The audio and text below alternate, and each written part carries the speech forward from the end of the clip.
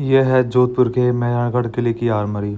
आप जैसे ही इस आर्मरी में एंटर करोगे और दाहिनी साइड से आर्मरी देखना प्रारंभ करोगे तो यहाँ पे तलवारें कैसे बनाई जाती थी उसकी प्रक्रिया व तलवारें के साथ साथ ढालों का भी संग्रह है। उस समय तलवार बनाने वालों को स्वॉर्ड स्मिथ या सिकलीगर भी कहा जाता था।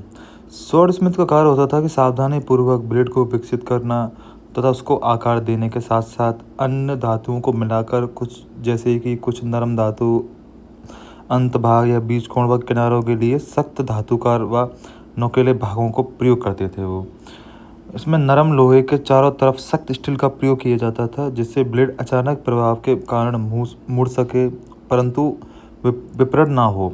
इस प्रक्रिया को सैंडविच कहा जाता था। बस उसी से ये तलवारें बनाई जाती थीं। और फिर आगे है आपके बंदूकें। उस समय की बंदूकें हुआ करती थी लंबी नाले की बंदूकें तोड़दार।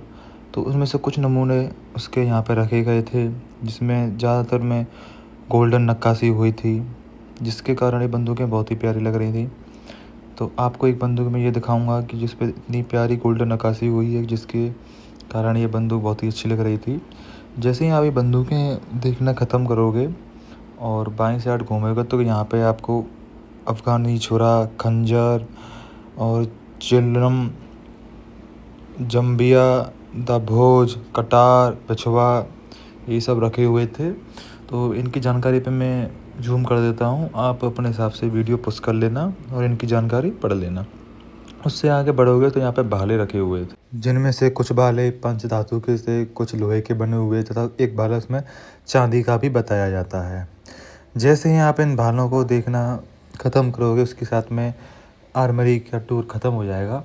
और यहाँ पे लिखा हुआ था हिंदी में कि तलवारें कैसी बने जाती हैं। उससे बाहर आप निकलोगे तो जहाँ आर्मरी थी उसका बाहर का व्यू कुछ ऐसा दिखता था